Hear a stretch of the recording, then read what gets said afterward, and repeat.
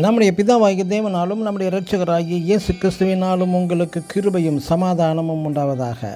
கிறிஸ்து இயேசுவுக்குள் அன்பான சகோதர சகோதரிகளை இன்று நாம் தியானத்துக்கு எடுத்துக்கொள்ள இருக்கிறதான வேதவசனம் எபிரேயர் 11:17 விசுவாசத்தினாலே ஆபிரகாம் சோதிக்கப்பட்ட போது ஈசாக்கை பலியாக ஒப்பு கொடுத்தான். ஆமென்.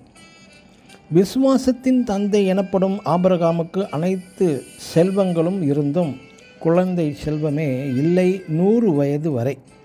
ஆனால் தேவன் தந்த ஆசீர்வாதம் என்ன என்றால், உன் சந்ததியை வானத்து நட்சத்திரங்களைப் போலவும் கடற்கரை மணலைப் போலவும் பெருக பண்ணுவேன் என்கிறார். கடைசியாக 100வது வயதில் ஈசாக்கு என்ற குமாரனையும் தந்து, அந்த ஒரே குமாரனையும் எனக்கு பலி கொடு என்றால் ஆபிரகாமின் மனநிலை எப்படி போராடி இருந்திருக்கும் என்று யோசித்து பாருங்கள். ஆனாலும் அவன் தேவ சத்தத்துக்கு கீழ்ப்படிந்து ஈசாக்கை பலி கொடுக்க முன் வந்தான். இந்த ஆபிரகாம் தேவ சத்தத்திற்கு கீழ்ப்படிந்தான், ஒப்பு கொடுத்தான், முழு மனதோடு மற்றும் முழுமையாக தேவனை விசுவாசித்தான், தேவன் மீது அன்பும் செலுத்தினான். இன்று நம்மிடம் தேவனை விட மிக நேசிக்கும் ஈசாக்கு போன்ற பிள்ளைகள், உங்கள் ஆஸ்திகள், வீடோ, கார், உங்கள் உயர் பதவி, படிப்பு யாவுமே தேவன் தந்த ஒரு ஆசீர்வாதம் தான். தேவன் தந்த ஆசீர்வாதங்களை திருப்பி கேட்டால் நான் ஒன்றுமில்லா நிலவரத்தில் வந்து விடுவேனே என்று பெரிய கவலை வருமே. பாருங்கள், 100 வயதிற்கு பின்பு தான் தந்த ஒரே ஒரு குமாரனையும் பலி கொடுக்க முன்வந்தான் இந்த ஆபிரகாம்.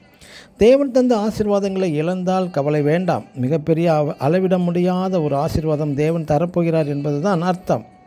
மற்றும் யோபை கவனித்து பாருங்கள். மிகப்பெரிய செல்வந்தன் தேவன் யோபை சோதித்த போது யோபுவின் அறிக்கை என்ன? கர்த்தர் கொடுத்தார், கர்த்தர் எடுத்தார், கர்த்தருடைய நாமத்துக்கு ஸ்தோத்திரம் என்று தைரியமாக விசுவாச அறிக்கை செய்தவன் தான் இந்த யோபு.